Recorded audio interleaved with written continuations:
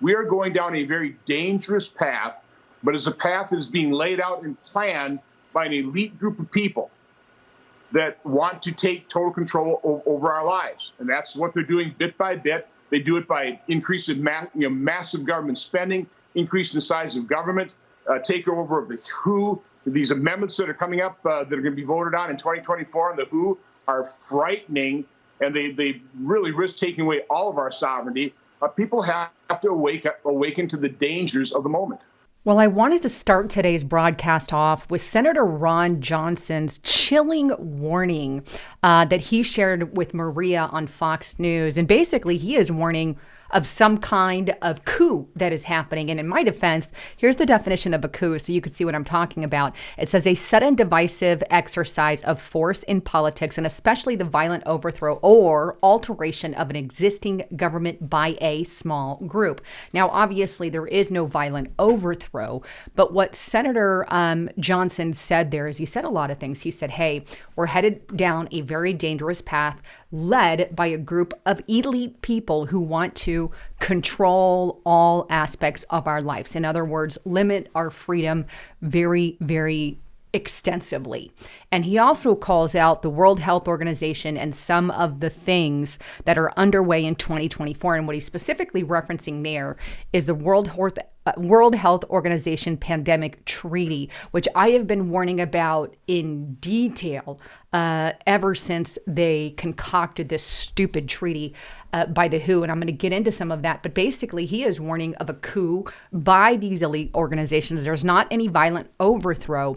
The overthrow is, however, where our politicians, like the Biden administration, a lot of the Democrats, are in league and are walking together with the World Health Organization to take away all of our freedoms. And we have so many leaders and senators warning of this kind of thing. And by the way, before I continue, I want to encourage you guys, get to Restrict Republic. I know this is Cyber Monday. I am only going to have this sale for one more day, and that's $2.99 per month. Use the coupon code HOLIDAY2023 to get it for that much. But this is a huge website. We have exclusive content you're not getting anywhere else. And by the way, what you're getting here on YouTube is obviously free, but it's not really free because of the mere fact that you get selected information that they want you to hear.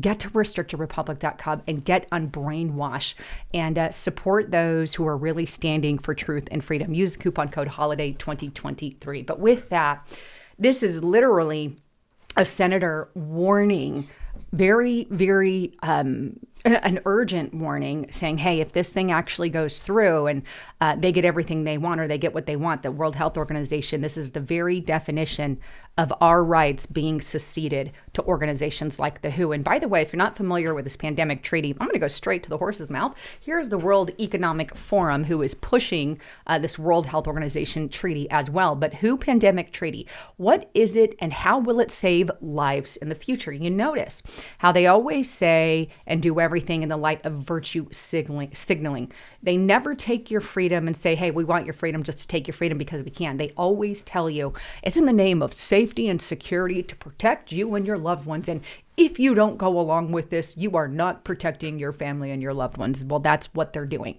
And this is why I get so upset with a lot of Democrats, because they just fall for it, unfortunately. But they go on to say, hey, don't worry, it's a right-wing conspiracy theory that they're going to take your sovereignty. And here's what they say about it. The proposed pandemic treaty has come under fire on social media from mostly right-wing critics, warning it could lead to countries ceding authority to the WHO.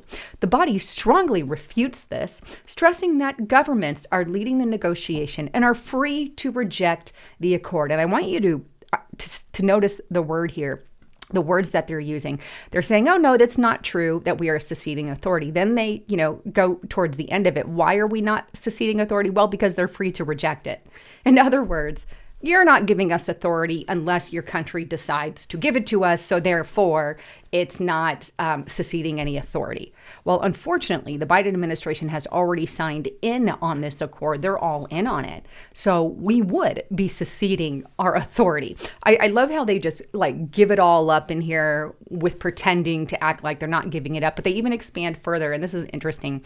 It's not yet clear how the 2005 regulations and the new pandemic accord might fit together. And then they go on to say, we'll use existing rules. Then it also says it is also not clear yet what happens if the measures are not followed.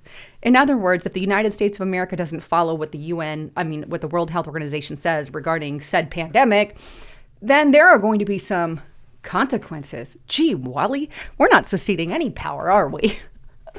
They're like hypocrites. It's right there in their own statements on their own website. And that's the thing.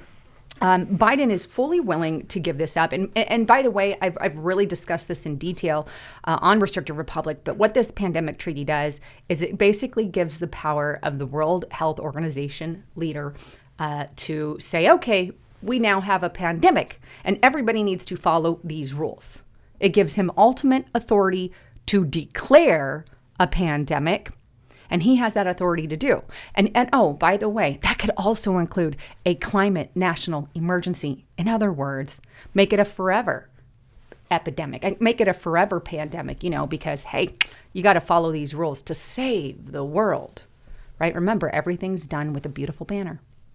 And this is exactly what they intend to do. And exactly what I believe our senator there is really warning us about. In fact, I want to introduce you to a little bit of legislation that was posted just a couple of months ago, back in March, and it's the Tiffany legislation, but here it is. It's on tiffany.house.gov. Tiffany introduces legislation to protect American sovereignty against the World Health Organization. Amen, amen. This was published March 7th, 2023, and 15 House members led the bill to require Senate supermajority approval of the WHO treaty, and I absolutely think we should have that approval.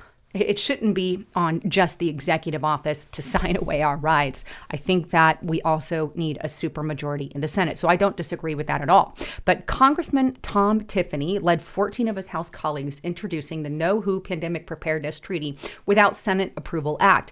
This legislation would require any convention or agreement resulting from the work of the World Health Organization intergovernmental negotiating body to be deemed a treaty, requiring the advice and consent of the supermajority of the Senate. The legislation comes as the WHO continues to move the pandemic treaty process forward and is expected to formally present a draft to member states for consideration. Now, here's what Congressman Tiffany had to actually say about it, right? The UN-linked WHO is a corrupt organization that President Trump got us out of, but President Biden disgracefully rejoined, said Congressman Tiffany. The U.S. should be in charge of our own pandemic policy. Amen. We should never outsource that power to an international bureaucracy that behaves like a puppet of communist China. The legislation puts congressional oversight and transparency into what otherwise could be bad medicine for the American public health. Amen. We need to be in charge of our own dang policy. There's so many countries that are not free out there. And of course, Senator Ron Johnson also gave his 2 cents on how we should not increase the World Health Organization's power at the expense of the average American citizen. So this is absolutely, absolutely huge. But this is just something that I have been warning about for years. But the truth of the matter is, it does exist. We are handing over that power if Biden and the Democrats get their way. They're all in on this. Now, the good news is Trump can get in and hope to God, pray to God that this thing gets reversed if it officially goes through and we're out of it. But if for whatever reason the Democrats win in 2024, you can sign away your rights on a dotted line because literally we have just said some other authority, not elected by the American people, have authority over us during times of emergencies like pandemics or like climate emergencies. And what did the U.S. government do when we gave them power over emergencies? Well, they locked us all in our homes, forced us to get a vaccine against many of our wills. Those of us who fell through or were forced by their own administration, told to social distance, told to put masks on our face. Why? Because they had ultimate authority to shut down the entire economy. And you know what?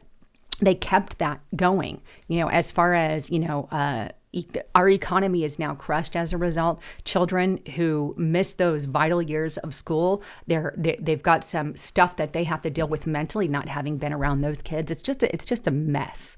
It is an overall mess.